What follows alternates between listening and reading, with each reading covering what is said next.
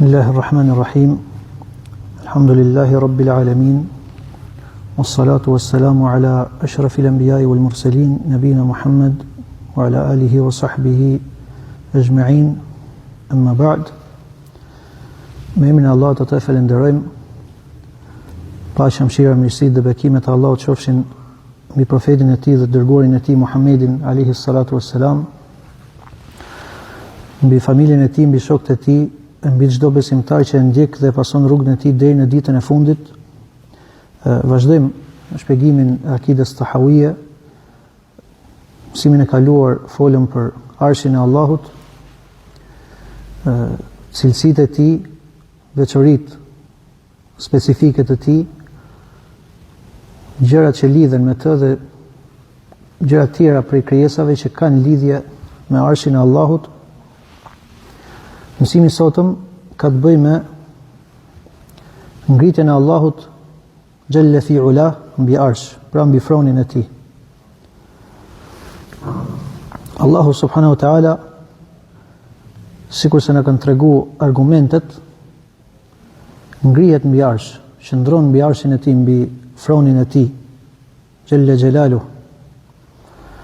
Fjala istiwa në gjuhën arabe tregon pikërisht për ngritjen, lartësimin dhe pra qëndrimin drejt. Pra jo qëndrim i anuar, po qëndrim drejt. Pra qëllimi është se Allahu subhanahu wa taala ngrihet mbi arsh. Dhe ngritja e Allahut mbi arsh është cilësi prej cilësive të tija veprore. Pra që Allahu Jalla fi ula e ka vepruar, pra e vepron këtë cilësi, dhe sikurse cilësitë e tjera të Allahut subhanahu wa taala janë ghaib, janë e fshehtë. Pra ne i besojmë, mirë po nuk i komentojmë dhe nuk flasim për atë gjë që nuk mund ta perceptojmë dhe nuk mund ta arrijmë me arsyet tona, me logjikën tonë. Por se besojmë se Allahu subhanahu wa taala ngjitet, pra ngrihet mbi arsh.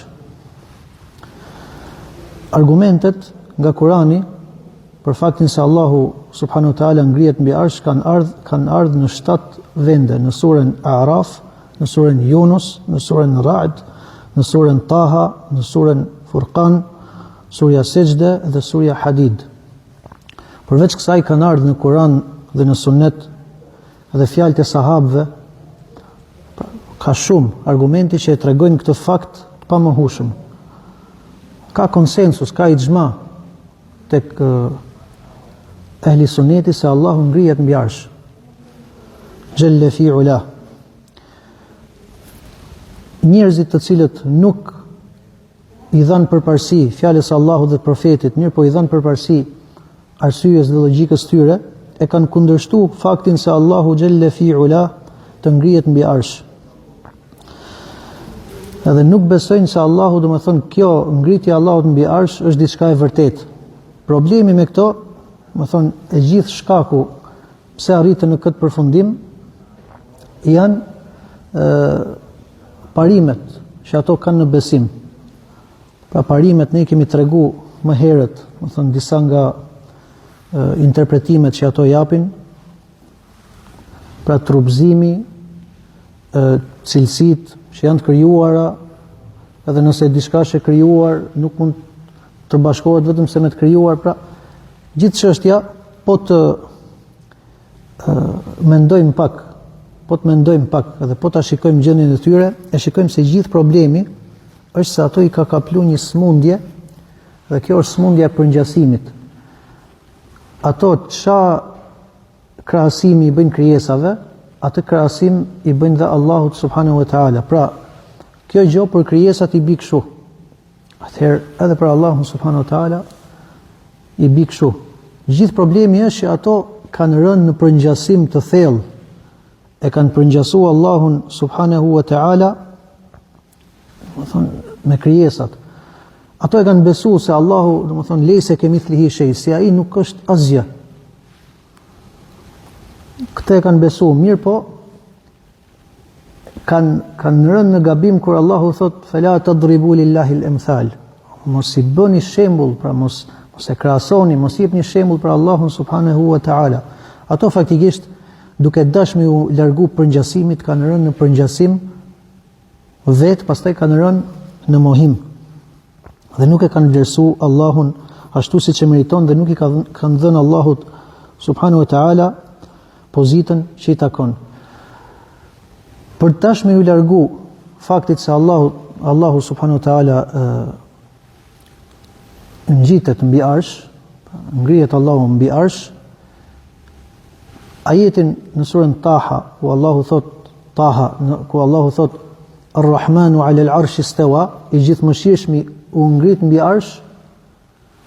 Ato i kanë dhënë një komentim, kanë thonë istawla, që do të thotë e mbizotëroi arshin.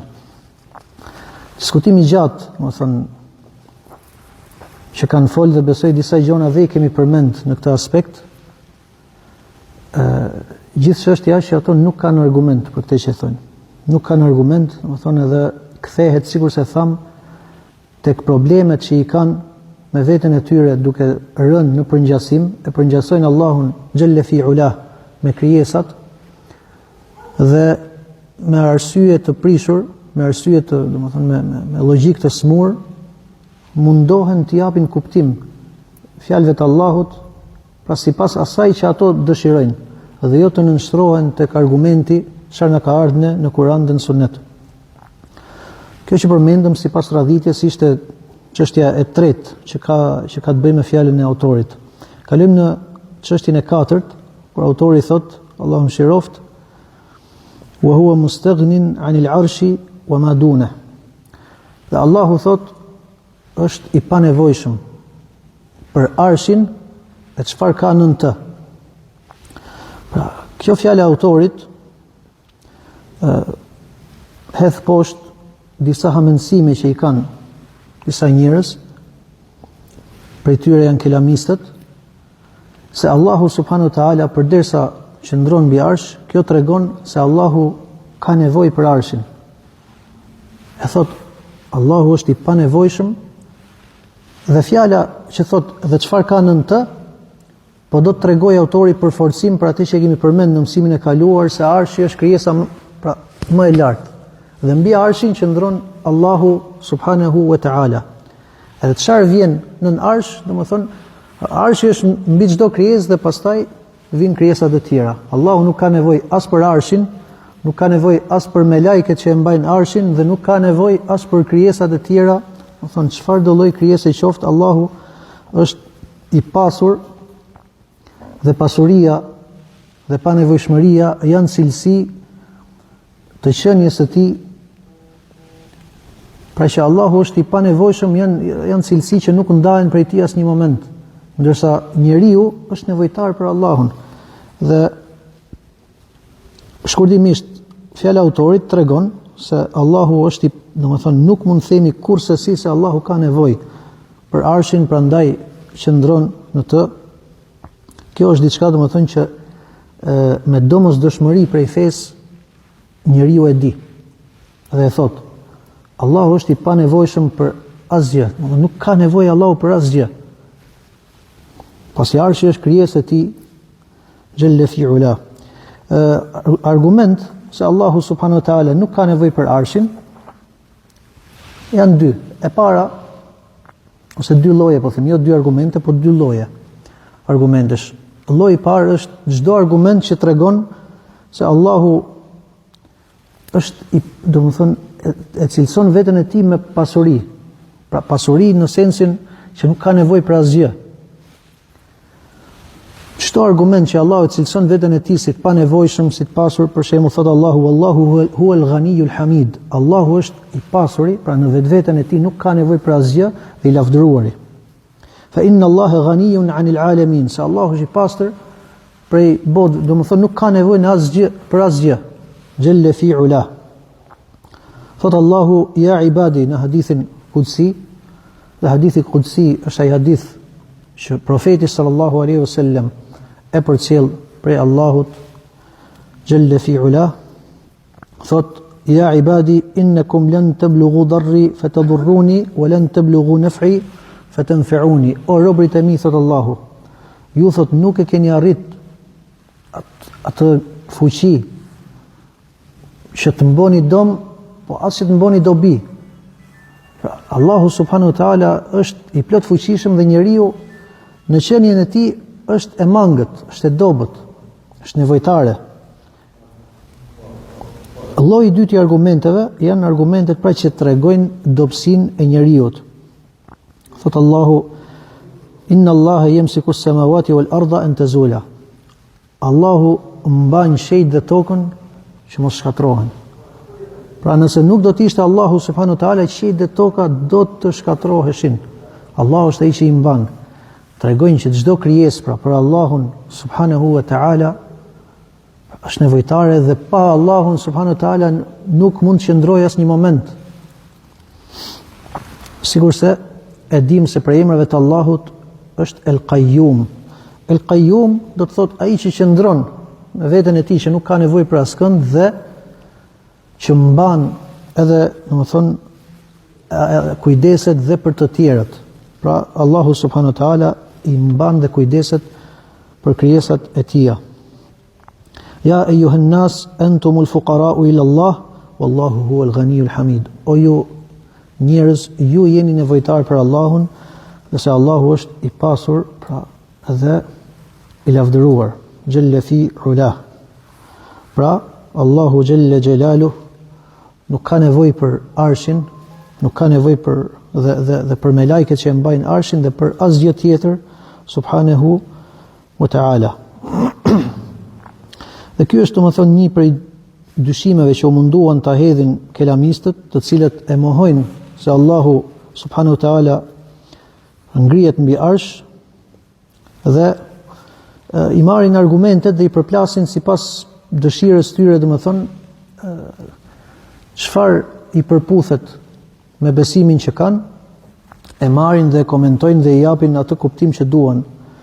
Edhe subhanallahu, argumentet që nuk i përputhen me besimin dhe me bindjen e tyre i trajtojnë sikur se ajo kafsha që po vjen me të sulmu, edhe mundohen ta largojnë domethënë me çdo lloj forme, me çdo lloj mjeti që kanë, mundohen t'i largojnë edhe t'i heqin këto argumente, domethënë thjesht që mos të pohohet kuptimi i drejtë që tregon ajeti, por se të pohojnë me do e mos atë kuptim që ata duan vetë, pra me mendjen e tyre, me dëshirën e tyre.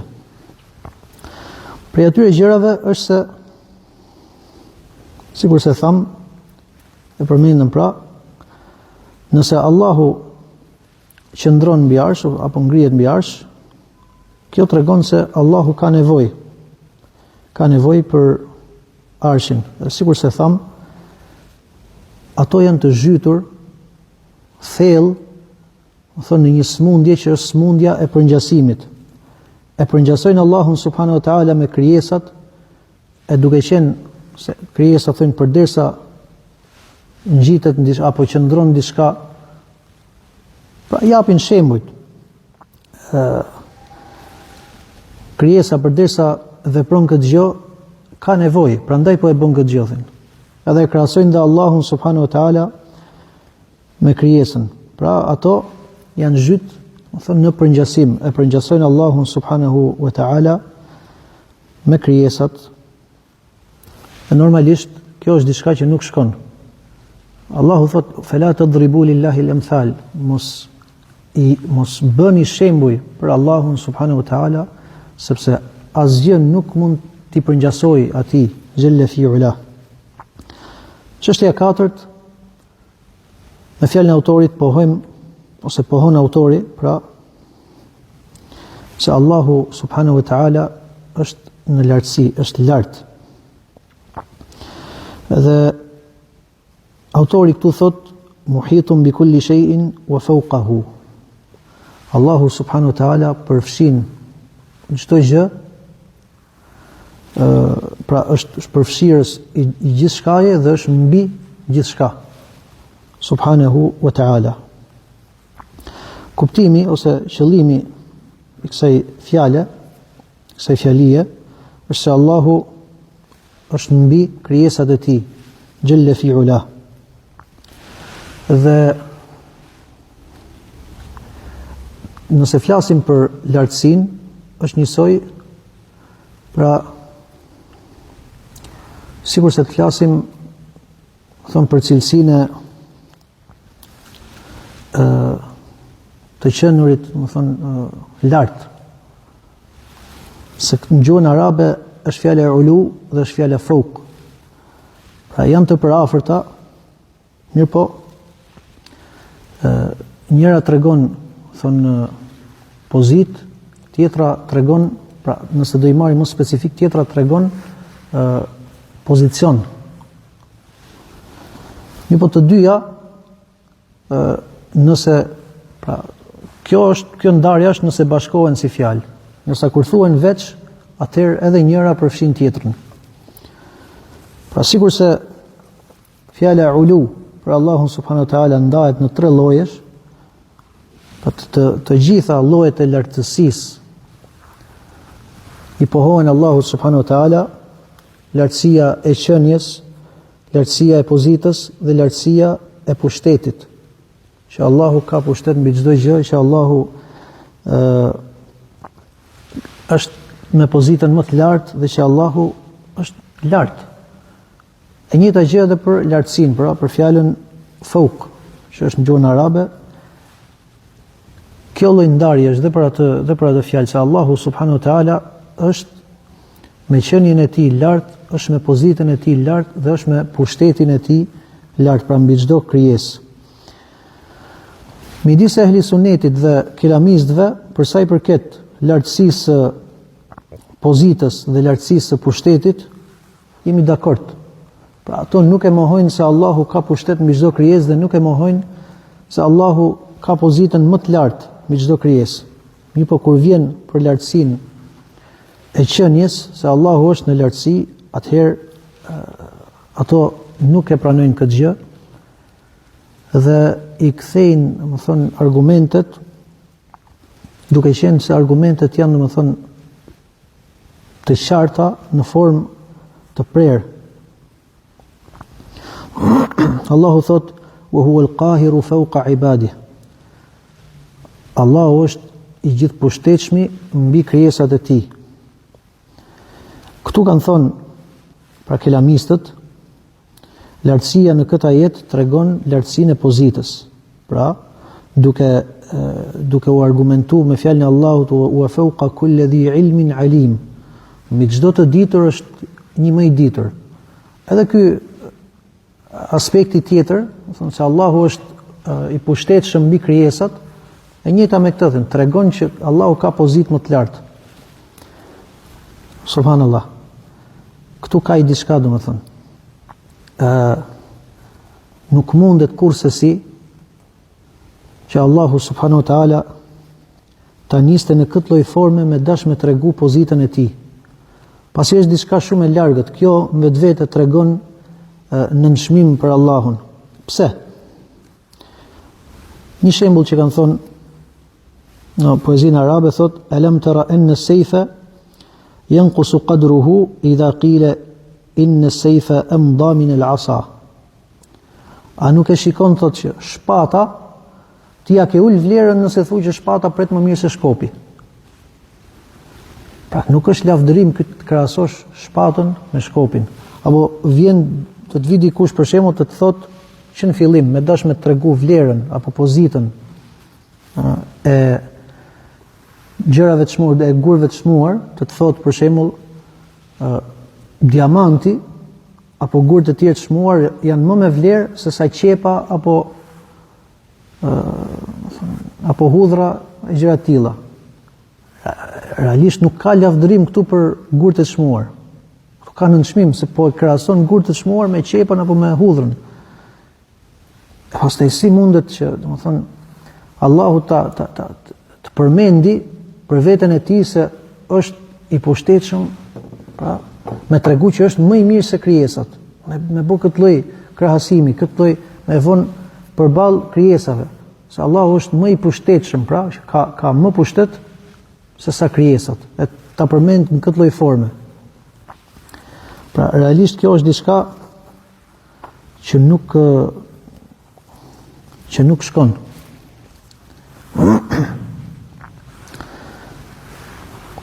Ndërsa kur Allahu subhanahu wa taala përmend shembuj përballë idhujtarëve, siç përmend Allahu në Kur'an, Allahu khairun amma yushrikun. Allahu është më mirë apo ato që ato bëjnë idhujtari. Kjo nuk është se Allahu po krahason, po kjo është thjesht me i tërheq vrejtje njerëzve. Që ju çfarë po bëni? Si e pra kjo është qortim në vetvete. Si e krahasoni Allahun pra me ato që ju i bëni idhujtari. Ndërsa këta domethënë me dash me tregu ose më falni, jo me dash me tregu, me dash me mbrojt besimin e tyre, bën shtrembërim të kuptimit të ajetit, edhe ranë sikur se e përmendëm, domethënë duke dhënë një lloj shembulli që realisht Allahun jo që ka lavdërim të, mirë po ka nënçmim për Allahun xhalla fi ula. Allahu thot: "Yakhafuna rabbahum min fawqihim." Ata thot i friksohen Zotit tyre që është mbi to. Kur flet Allahu për me lajket, pra thot ata i friksohen Zotit tyre që është mbi to. Në gjuhën arabe min fawqihim, pra që ndodhet mbi to, pra në këtë lloj forme në gjuhën arabe nuk nënkuptohet gjë tjetër vetëm se lartësia, pra në qenie, pra se Allahu është subhanahu wa taala lart. Se Allahu subhanahu wa taala është lart, ndërsa problemi i kelamistëve në metodën se si ato u argumentuan është se sa herë që i vinte një ajet, për shembull që tregonte një tregus, atëherë ato e bënin këtë gjë rregull për të gjitha ajetet e tjera. Shembull, Allahu thot në Kur'an, sikur se përmendëm, pra wa fawqa kulli dhi ilmin alim. Pra mbi çdo të ditur ka një më të ditur, pra. Edhe këtë e bën rregull se kjo tregon vlerën depozitën. Okej. Kur Jusufi alayhis salam ishte në burg, i shkoi dikush dhe i tha, duke i tregu ëndrrën që shifte, tha se shikoj ahmilu fawqa ra'si khubza, shikoj që mbi kokën time ka bukë, thot. Pra nëse do themi që kur diçka përmendet mbi diçka tjetër, kjo tregon pozitën, atëherë ta bëjmë rregull përgjithshëm. Pse qëndroni vetëm kur përmendet për Allahun subhanahu wa taala dhe nuk e bëni rregull dhe për këto të tjerat. Pra që të thoni për shembull që buka në këtë ajet i bie që është më e mirë se koka. Ose kur përmendet dora për shembull, se Allahu subhanahu wa taala ka përmendur në Kur'an se ka dorë, ka përmendur dorën e tij. Ato dorën e komentojnë se kjo është fuqia ose mirësia e kështu me radhë. Po më e përdora është fuqia. Çfarë të bëjmë kur Allahu thot as-sariqu was-sariqatu faqta'u aydiyahuma? Pra hajdutit dhe hajdutës thot Allahu, pritoni atyre dorën. Pra si mund të themi tani, përdesa e keni bërë rregull që dora, kur përmendet dora, do të thonë gjithmonë ka për qëllim fuqinë, pse mos ta fusim edhe te ky ajet? Pse vetëm për Allahun subhanahu wa taala? Pse mos ta fusim edhe te ky ajet? Atëherë na thoni, thuhet, si të themi që i pritet hajdutit fuqia? Si mund t'ia presim fuqinë hajdutit?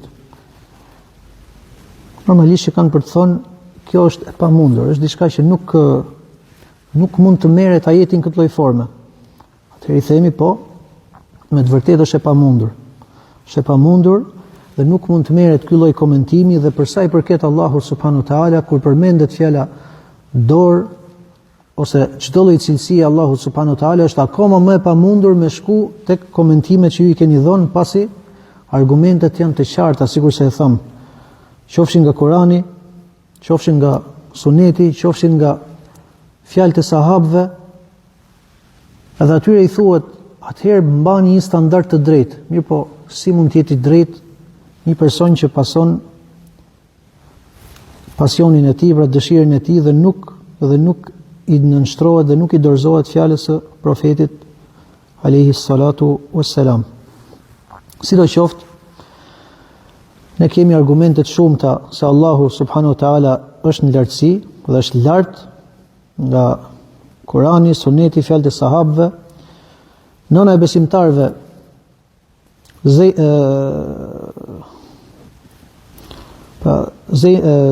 Zeynep bin Jahsh radiallahu anha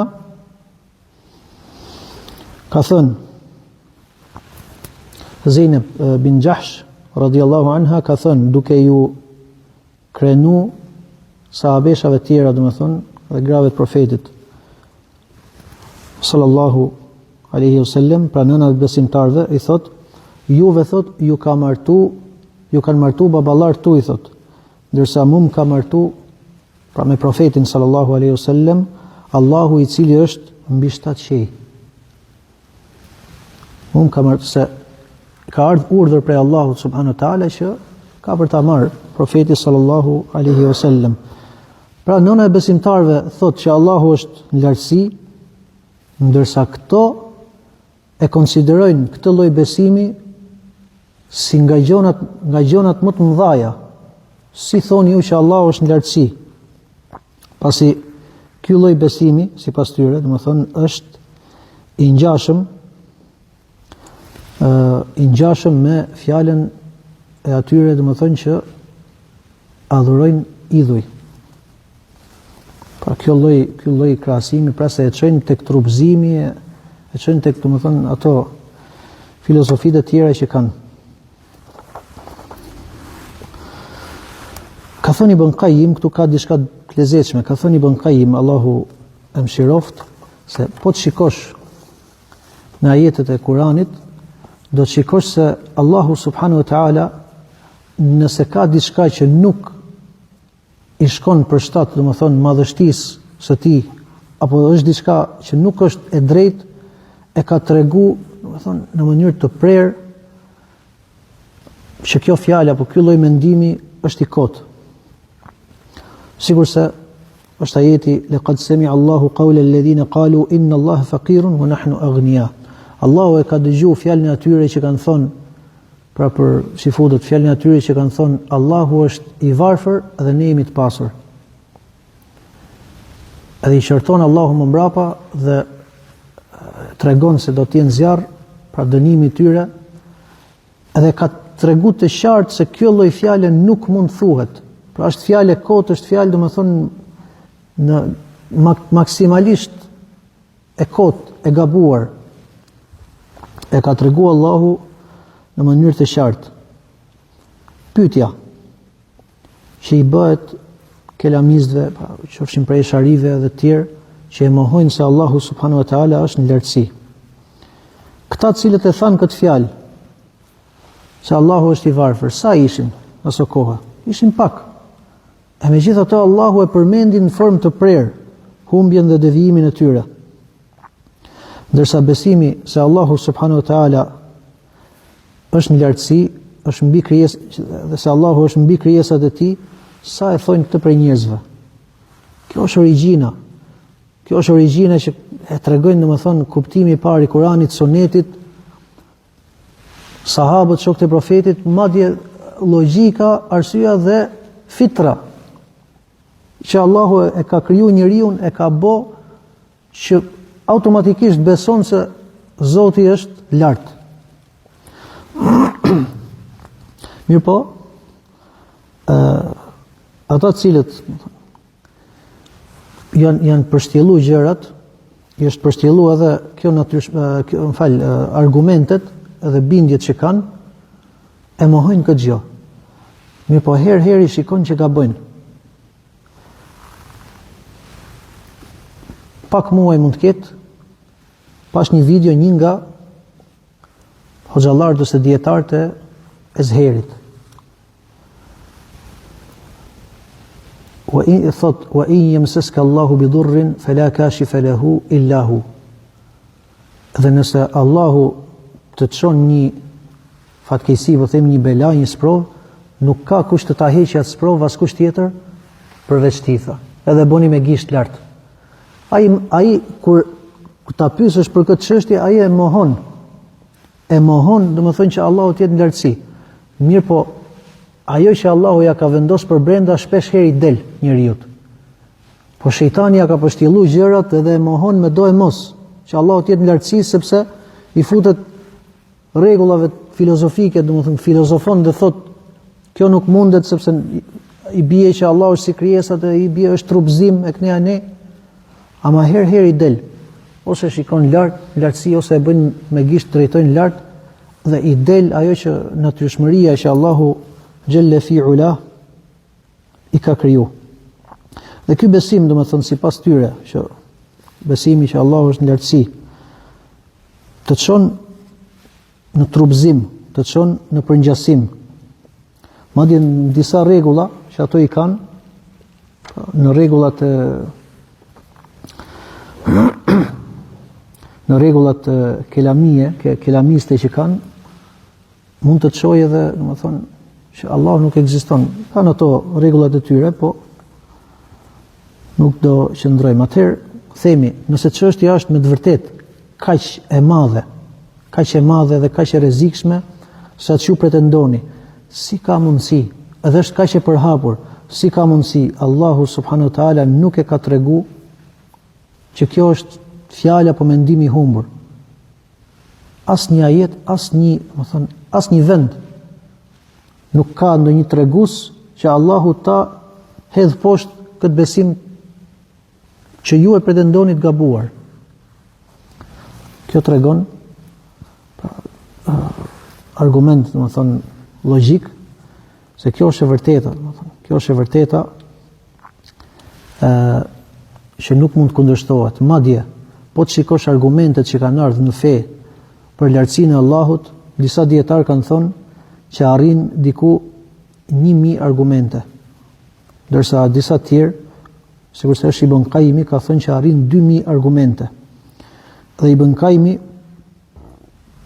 tek llojet e argumenteve ka përmend, domethënë, shpallja, arsyeja, konsensusi, fitra, fjalët e sahabëve, po e tjera, domethënë, që nuk mund kundërshtohet pra ky fakt, dhe është fakt i prerë që nuk kanë të asnjë lloj dyshimi.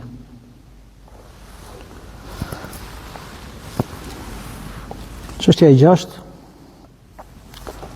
autori thot muhitun bi kulli shay. Allahu është përfshirës i gjithçkaje. Tu flet Allahu mëshiroft për cilësinë e Allahut që është përfshirja. Simas argumenteve që na kanë ardhur, Kur'an dhe Sunet, përfshirja e Allahut Jelle fi ula nënkupton dy gjëra. E para është përfshirja në dije, përfshirja në pushtet, përfshirja në dëgjim dhe përfshirja në shikim. Allahu thot: "Wa anna Allaha qad ahata bi kulli shay'in ilma." Dhe se Allahu ka përfshirë me dijen e tij çdo gjë.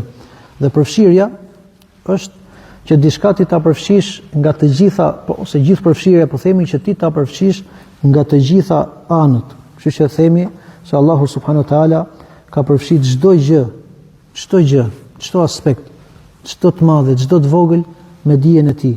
Ka përfshirë çdo gjë, edhe nuk i humbet atij Jelle fi ula asgjë.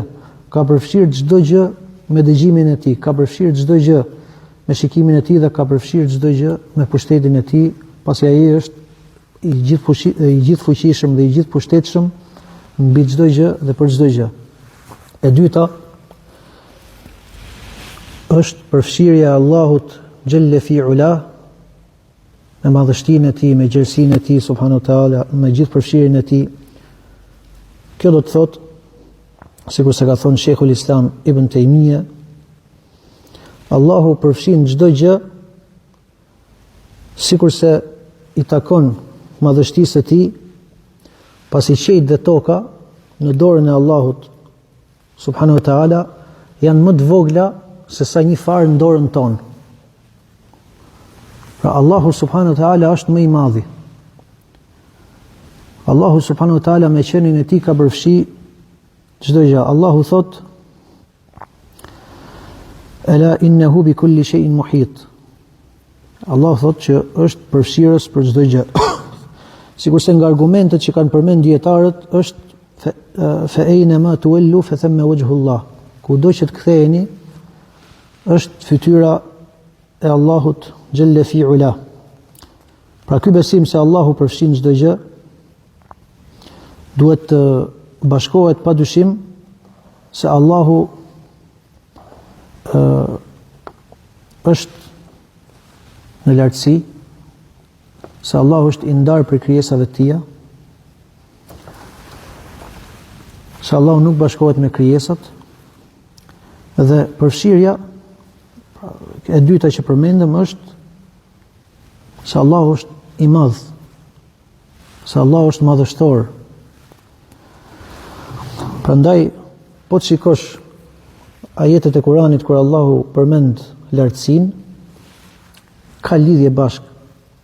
Kur përmend këtë, përmend dhe atë tjetër. Allahu thot: "Wa huwa al-'aliyyul 'azim." Ai është i larti dhe madhështori. "Wa huwa al-'aliyyul kabir." Ai është i larti dhe i madhi. Pra, duhet besojmë që Allahu është lart dhe është gjithëpërfshirës, është i madh madhështor. Atëherë, ajo që duhet të besojmë, pra, edhe duhet kemi kujdes, sikur se e theksova, po e përsëris prap, nuk duhet besohet se përfshirja e Allahut subhanahu wa taala nënkupton shkrirjet e Allahut me krijesat. Kjo nuk duhet besohet. Ne themi që Allahu është lart, i ndarë për krijesave të tija, nuk bashkohet Allahu me krijesat, po as krijesat nuk bashkohen me të xhalla fi ula. Sigurisht nuk duhet kemi kujdes që të futemi më thellë se kaq në këtë gjë. Ne themi që Allahu ka përfshirë çdo gjë me madhështinë e tij xhalla fi ula, edhe nuk duhet kujdesemi mos na vinë mendime në mendjen tonë të japim një lloj interpretimi apo në një lloj forme, janë vezvese që duhet largohen. Besojmë që Allahu përfshin çdo gjë me madhështinë e tij, sikurse përmend Sheikhul Islam që qejt dhe toka në dorën e Allahut janë më të vogla se sa një farë në dorën tonë. Pra Allahu subhanahu wa taala është madhështor, është i madh. Madhështia e tij ka përfshirë gjithçka, ka përfshirë çdo gjë, dhe se ai është i ndarë për krijesave të tija, nuk shkrihet me to, dhe nuk duhet të futemi të interpretojmë diçka me mendjen tonë. Atëherë, ajo që duhet kemi parasysh pra janë tre gjëra. Besimi se Allahu është mbi krijesat e tij. Besimi se Allahu i përfshin krijesat e tij dhe besimi se Allahu subhanahu wa taala është i ndarë për krijesave të tija xhalla fi ula.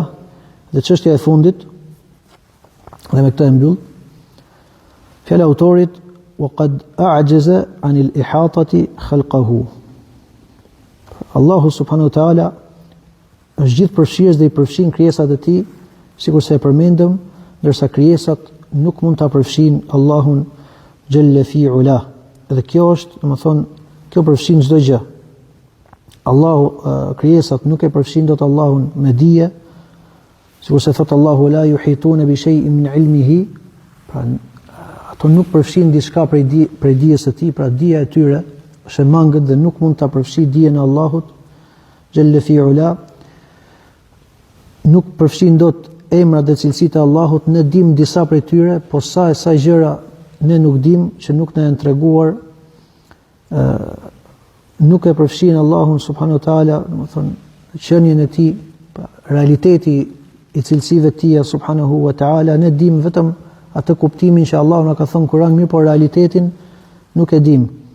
Nuk e përfshim ne urtësinë e Allahut xhalla fi ula, sa gjëra kur Allahu ka caktuar diçka apo ka vendosur që diçka të bëhet, ne mund të kuptojmë një gjë të vogël, po sa urtësi tjera ne nuk i kemi kuptuar dhe nuk e përfshin Allahun xhalla fi ula në shikim. Ne dim që do ta shikojmë Allahun subhanahu wa taala në xhennet.